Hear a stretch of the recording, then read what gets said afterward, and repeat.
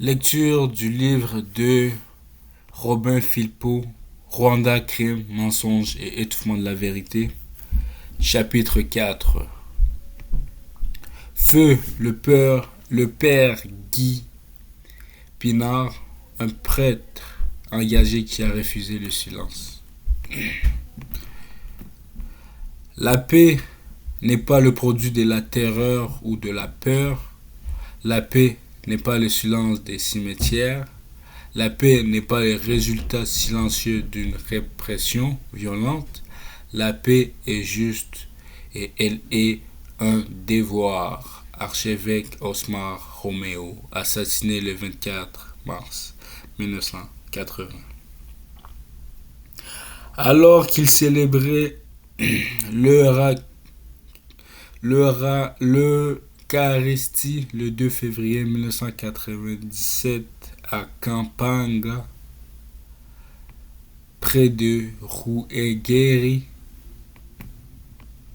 dans le nord-ouest du Rwanda, le père blanc québécois Guy Pinard a été assassiné par un ancien membre de l'armée du Front patriotique rwandais. Le Canada a demandé au Rwanda d'ouvrir une enquête. Le Rwanda n'a rien fait et le Canada a étouffé l'affaire. Notre propre enquête sur cet assassinat révèle des faits troublants. Voici la description d'un témoin oculaire présent au service funèbre le 2 février 1997. À 9h45, le père Guy Pinard distribue d'abord la communion aux acolytes. Vient ensuite le tour de fidèles alignés devant l'autel. Le père Pinard est enthousiasmé par le fait de servir le corps du Christ à ses paroissiens. Il sert à peu près 10 personnes. Puis, c'est au tour d'un homme portant un cache-poussière. Le père ne pourrait sonder avec ses sens que celui-là va mettre fin à sa vie.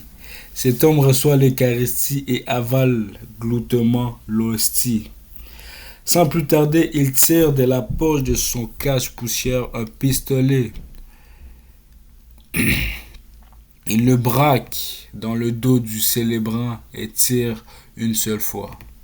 La balle à expansion tirée transperce la chair, déchire le poumon droit et ouvre la poitrine du révérend père Guy Pinard. Il s'effondre, perd le souffle et aussitôt rend l'âme. Un des chrétiens du nom de Laurent Ntamakunzi essaie d'arrêter l'assassin, mais celui-ci tire un second coup, cette fois-ci dirigé vers le toit de l'église. Saisi de panique, Ntamakunzi relâche l'assassin qui passe par la porte de la chapelle pour en fait se volatiliser dans un champ de maïs situé près de l'église. En jetant un coup d'œil sur le corps du défunt, on peut voir le sang jaillir comme un flot et se mélanger aux hosties éparpillées ici et là. La panique sévit et les fidèles se piétinent. Les enfants pleurent, les sœurs perdent leurs sandales et leurs lunettes. Il est vrai que l'aube précède le jour. C'est après l'assassinat du père Pinard que tout le monde se demandera pourquoi le meurtrier était présent ce jour-là dans l'église et pourquoi il participait à la célébration de la messe catholique alors qu'il était protestant. On comprendra également le vrai sens de ce comportement bizarre remarqué au cours de la messe. Il se déplaçait d'un endroit à l'autre et s'approchait fort de l'autel avant la communion. En fait, recevoir l'Eucharistie allait lui fournir l'opportunité d'un emplacement favorable au tir et au repli. Les dernières paroles du regretté père Guy Pinard s'est résumé dans la phrase qui accompagne la distribution de l'Eucharistie. Umubiri wa Kirisitu, le corps du Christ. Cet assassinat s'est déroulé au vu et au su de tous les paroissiens. Le tueur a été arrêté puis relâché quelques jours plus tard.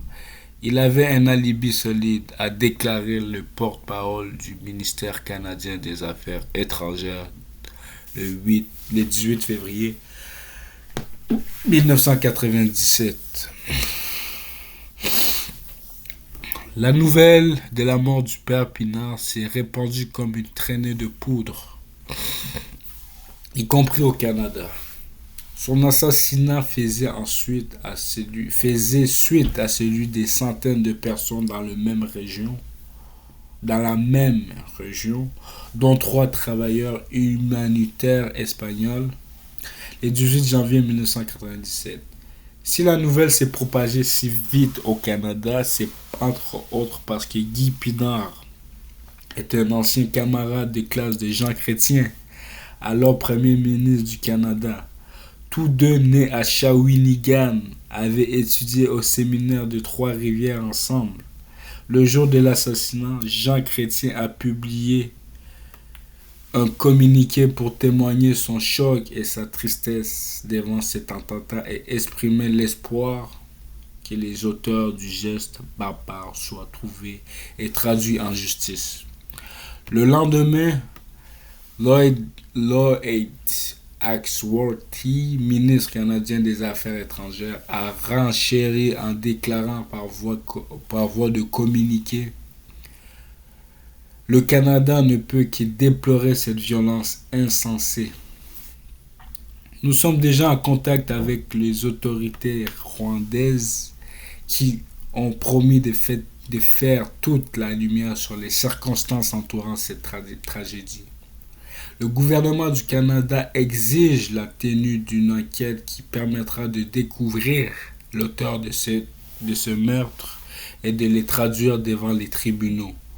La lutte contre l'impunité est essentielle à la réconciliation nationale et fait partie du maintien de l'appui du Canada aux efforts pour ramener la paix et la justice au Rwanda.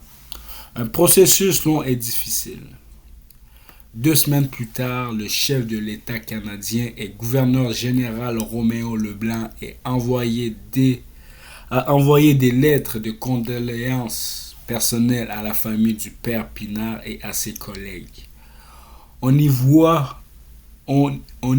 déjà les germes de l'étouffement de la vérité.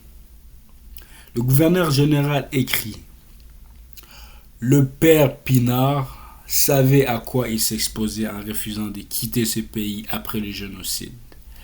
Les déclarations des autorités canadiennes n'auront été que paroles en l'air prononcées pour répondre à l'indignation de la population. Pour les Paté et l'Amadoué, 10 ans plus tard, Régent Beaulieu, porte-parole du ministère des Affaires étrangères, déclarait: à notre connaissance, le Rwanda ne nous a jamais fourni des rapports ou d'explications au sujet de l'assassinat du père Pinard. À notre connaissance, le Rwanda n'a jamais traduit qui ce soit en justice. Dans ces refus, selon Régent Beaulieu, les affaires étrangères n'ont fait que relancer leur bureau de Kigali à ce sujet. Donc, malgré des déclarations publiques fermes, le Canada a tout laissé tomber, a refusé de remettre en cause des bonnes relations diplomatiques avec les régimes de Kigali. L'aide financière n'a jamais été interrompue.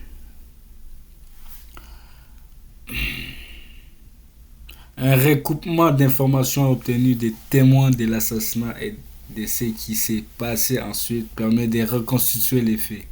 Le père Guy Pinard a été tué par un homme Tutsi du nom de Dieudonné Muyeretse.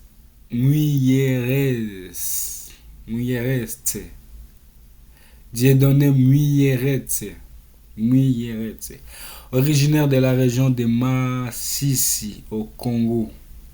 Il s'est établi dans la région de Rouéguéry après la prise du pouvoir par les FPR, tout comme, tout comme d'autres retournistes. Dieudonné Muyeretse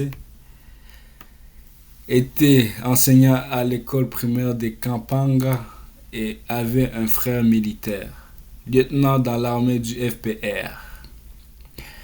Il avait déjà été instructeur de tir dans l'armée du FPR, c'était donc professionnel.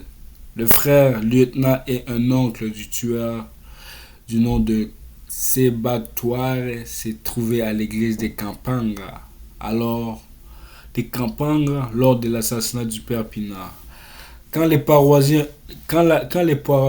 paroissiens ont essayé d'attaquer l'assassin, ces deux hommes l'ont aidé à se sauver en sémant la panique avant de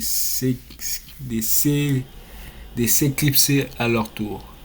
L'assassin a été emprisonné pendant 2 jours avant de retrouver son poste d'enseignant. Toutefois, de nombreux témoins de l'assassinat, tels les jardiniers de la paroisse, les catéchistes, celui qui a tenté d'appréhender le tueur, d'autres fidèles et bon nombre d'élèves de l'école où enseignait l'assassin ont été enfermés dans des bâtiments de la gendarmerie. Plusieurs témoins ont été emprisonnés durant une longue période. Les parents des élèves qui ont vu l'assassin ont empêché leurs enfants de parler par crainte de subir des représailles de la part de l'enseignant tueur. Mais les autorités locales ont convoqué ses parents au bureau communal pour qu'ils justifient l'absence de leurs enfants. La chasse aux témoins de l'assassinat s'est poursuivie pendant des mois. Tous les fidèles étaient à l'église le 2 février 1997. Ils sont passés. En revanche, l'enseignant Dieudonné Muyeretse n'a plus été inquiété. Les autorités militaires de la région ont ensuite confectionné un alibi. Le tueur Dieudonné Muyeretse aurait été à Kibongo le jour de l'assassinat. Et ce serait un inconnu membre d'une bande d'extrémistes hutus qui aurait tué le père Pinard. Cette version ressort encore aujourd'hui lorsqu'on fait une recherche sur internet à propos de l'assassinat du Guy Pinard, à propos de l'assassinat du père Guy Pinard. Elle semble avoir fait l'affaire du Canada. Des enquêteurs canadiens se sont rendus sur les lieux. Des témoins et des amis du père Pinard ont raconté en détail le déroulement de l'assassinat et ont clairement identifié les tueurs. Pendant que les enquêteurs canadiens étaient là, la police judiciaire rwandaise a tout fait pour isoler les témoins, acheter leur silence ou modifier leur témoignage. Le tout pour la somme de 25 000 francs rwandais. Devant le refus de témoins, ce fut la chasse à l'homme. Durant les enquêtes, certains témoins furent éliminés, d'autres emprisonnés, d'autres kidnappés, tandis que d'autres encore prirent la fuite, se cachant dans les champs de maïs avant de s'exiler. Selon nos sources, les enquêteurs étaient des membres de la GRC. D'après l'un de ces sources, dans leur rapport, les enquêteurs de la GRC ont tout caché. Ils n'ont pas rapporté ce que nous avons vu. Ils ont voulu protéger le gouvernement en place, celui du Front patriotique rwandais. C'est le FPR qui a tué Guy Pinard, c'était évident. La vérité était bien établie, mais ces enquêteurs ont étouffé l'affaire. Or, Jean Eni porte-parole de la GRC à Ottawa, nous a déclaré que la GRC n'a jamais enquêté sur l'assassinat de Guy Pinard parce qu'une telle enquête révélait des autorités rwandaises. Qui donc de la GRC a mené cette enquête? Par ailleurs, les détails de l'assassinat du père Pinard ont été communiqués et à au moins une ambassade canadienne. Les affaires étrangères du Canada n'ont rien fait avec ces informations, sinon informer Kigali des noms de ceux qui avaient dénoncé l'assassin, les mettant eux et leurs familles en danger de mort. Pourquoi le FPR a-t-il éliminé Guy Pinard? Guy Pinard ne craignait plus la mort. Ayant surmonté un cancer du poumon dans les années 1980 et une opération délicate au cœur en 1988, il savait que ses jours étaient comptés. Il a voulu passer le reste de sa vie comme il avait passé les 30 années précédentes, à servir au Rwanda, à servir au Rwanda. Après l'attentat du 6 avril 1994 contre le président Habyarimana, Guy Pinard s'était démarqué par son courage, notamment en protégeant des Tutsis menacés. Ses bonnes relations avec toute la population de la région et sa connaissance de la langue kinyarwanda lui permirent de gagner la confiance des milices et des soldats qui contrôlaient les barricades. De nombreux Rwandais menacés ont ainsi pu fuir en traversant la frontière zaïroise voisine. Un proche ami du père Pinard a décrit ainsi ses efforts en 1994.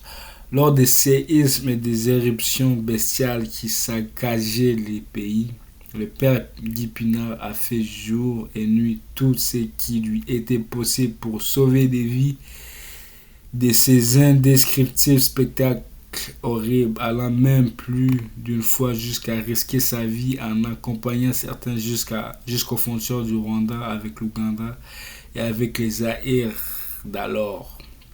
Après la prise du pouvoir par le FPR en juillet 1994, Guy Pinard a tenu à poursuivre sa mission et est revenu au Rwanda en janvier 1996, 6 jours avant sa mort.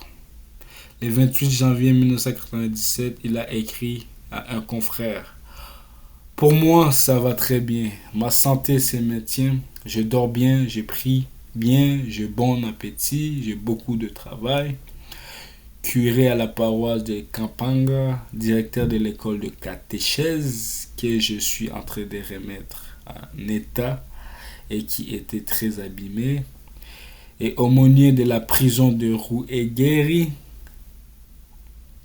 Nous sommes en contact constant avec une population qui souffre énormément et qui a besoin d'espérance du vrai salut et qui se trouve qu'en Jésus. Le Rwandais ont besoin de la force divine, de se pardonner les uns aux autres, de se réconcilier et de marcher ensemble. Ce n'est pas facile, cela prendra du temps. Rien dans cette correspondance de Guy Pinard, ni dans aucun des témoignages recueillis, ne permet de détecter chez lui les moindres penchants politiques pour l'une ou l'autre partie du conflit rwandais. Son dévouement était foncièrement chrétien, un dévouement envers le peuple rwandais. Pourquoi donc l'assassiner?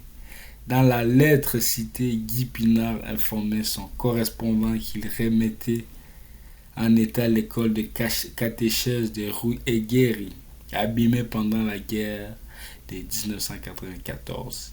C'est d'ailleurs en remettant en état l'école abandonnée qu'il découvrit 80 corps dans la fosse septique. Ces cadavres ne dataient pas de la période de la guerre. Il s'agissait des cadavres jetés là récemment. C'étaient des cadavres frais des personnes disparues que les pères Pinard et d'autres ont reconnus. C'étaient des Hutus de la région. D'octobre 1996 à janvier 1996, des militaires du FPR ont commis des massacres à grande échelle dans cette région, surtout contre des Hutus, des hommes Hutus. Ces massacres ont eu lieu notamment dans la nuit du 25 novembre, du 18 janvier, du 21 janvier, du 25 janvier et du 26 janvier. Comme il ne craignait plus la mort et qu'il ne supportait pas ces exactions, Guy Pinard n'a pas hésité à parler de la découverte macabre à l'école de catéchèse et à se plaindre aux autorités. Il n'allait pas garder de silence. Selon un ami, il disait: j'ai dénoncé sans broncher ni craindre les massacres d'avril 1994. Pourquoi avoir peur de dénoncer l'extermination systématique de ces malheureux innocents? Voilà pourquoi les peurs Guy Pinard devaient être éliminées. Aussi, à titre d'aumônier de la prison de Rouet-Guéry, il était témoin du traitement inhumain dans ces geôles où plus de 100 000 personnes s'entassaient. Guy Pinard pouvait dire la vérité sur le Rwanda, il pouvait témoigner avec crédibilité, mais l'histoire qu'il aurait racontée contredirait l'histoire officielle du génocide rwandais qu'on était en train d'écrire.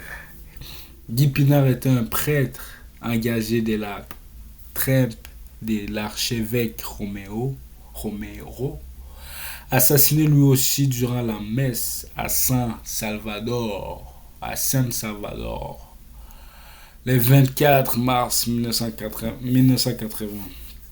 Victime aussi de la diabolisation de l'église catholique qui a mené des militaires du FPR à entrer dans l'église pendant la messe, à trier les fidèles et à amener avec eux. Guy Pinard a dit un jour: je suis prêt et je préfère mourir en servant que vivre en étant servi. Ceux qui les connaissaient bien l'ont décrit comme un homme tranchant, décidé, pragmatique et surtout engagé pour la cause des pauvres et des malades. Il était heureux, simple, réaliste, très franc et d'une très grande humanité. Un de ses collègues au Rwanda raconte: passer une journée avec lui, c'était comme passer des heures à découvrir des lieux inconnus. Sa jovialité, son humanité et sa façon de voir les choses vous faisaient explorer la vie dans ses beautés et splendeurs infinies. Il communiquait facilement avec les villageois, mais malheureusement à celui qui s'est risqué à les berner ou à les leurrer, il lui disait la vérité et lui confessait sa désolation. Beaucoup l'aimaient pour sa franchise. Les gens venaient partout pour lui demander des conseils et certains, au bout de leur audience, en ressortaient fortifiés. Tandis que d'autres, ceux qui étaient venus les tenter et l'éprouver, pour la plupart rentraient tête basse. Son nom était connu de tous les catholiques de la région, beaucoup brûlés de le voir, de voir ces prêtres blancs vantés par tout le monde. Le père Pinard est né dans une famille de 10 enfants à Shawinigan au Québec. Sa grande famille a le droit de savoir la vérité, de savoir comment et pourquoi il est mort.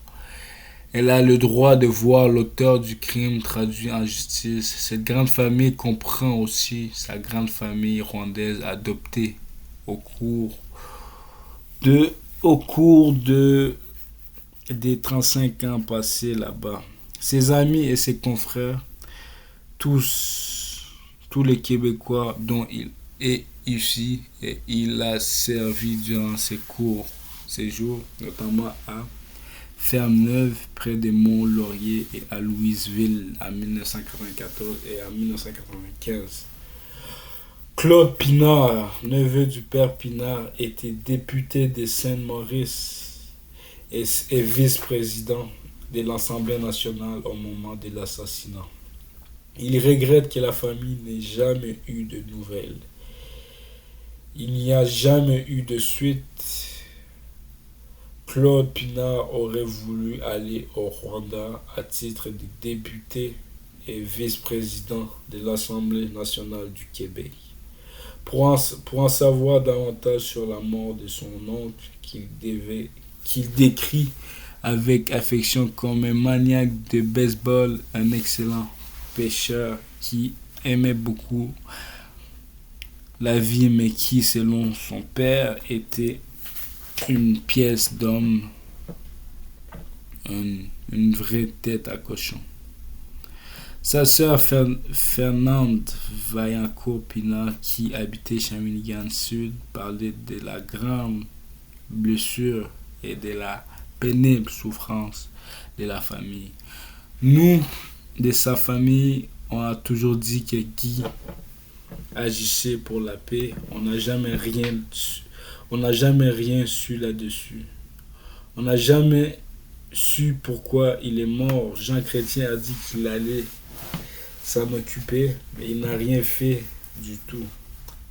On aimerait que l'enquête s'efface. C'est une histoire qui n'est pas encore terminée. Même son cloche, même son de cloche du côté de son frère Gilles Pinard qui habite Québec. Le Canada n'a rien fait. Il a offert d'envoyer des enquêteurs au Rwanda, mais il ne l'a pas fait.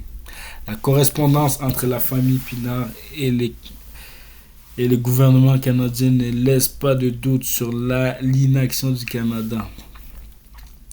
Pour qu'on se souvienne, terminons ces chapitres avec un court récit des obsèques du père Guy Pinard, écrit par un autre Québécois des passages au Rwanda.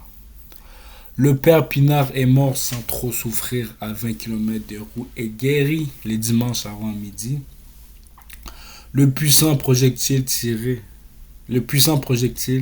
tiré d'assez près l'a atteint dans le dos, sous l'épaule droite. Il a fait éclater le poumon droit, puis est sorti à l'avant pour lui érafler la main droite qui tenait le ciboire.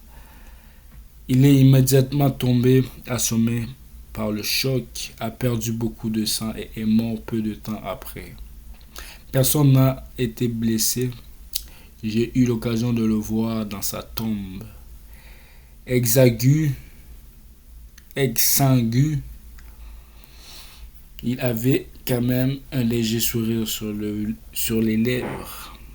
La sincérité des sympathies offertes était frappante. Les recueillements exceptionnels. Le recueillement exceptionnel. La messe fut célébrée par les nonces, l'administrateur de Rouillé-Guéry, les évêques de Buyumba, Kabugayi, Kibungo et Kibungo. Environ 70 à 75 prêtres célébraient un grand nombre d'Espagnols encore dans la peine d'avoir récemment perdu des compatriotes étaient venus manifester leur solidarité. Les religieuses pouvaient être environ 200. Ces gens, dont beaucoup de Rwandais, étaient arrivés de tous les coins du pays. Les nonces qui lisaient mal les Français a transcrit un message du pape.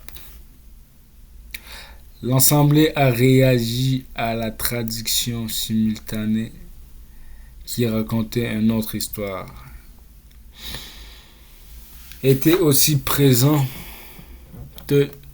une délégation du Canada qui semblait plutôt s'ennuyer à la lecture de cette liturgie étrange. Depuis la mort des Espagnols, le bruit courait que la prochaine victime serait un missionnaire. Il n'a pas eu peur, il est donc mort fidèle à sa vocation. Le père Guy Pinard est un héros québécois. Un pays est jugé selon la façon dont il traite ses héros. Jusqu'ici, le Canada a traité Guy Pinard avec un terrible mépris. Le Canada doit rouvrir le dossier de Guy Pinard et exiger une enquête pleine et entière sur son assassinat. Le Québec aussi doit exiger que toute la lumière soit faite sur cet attentat et l'étouffement de la vérité qui s'en est en suivi. Qui s'en est en suivi. Le mensonge d'État ne remplace jamais la vérité.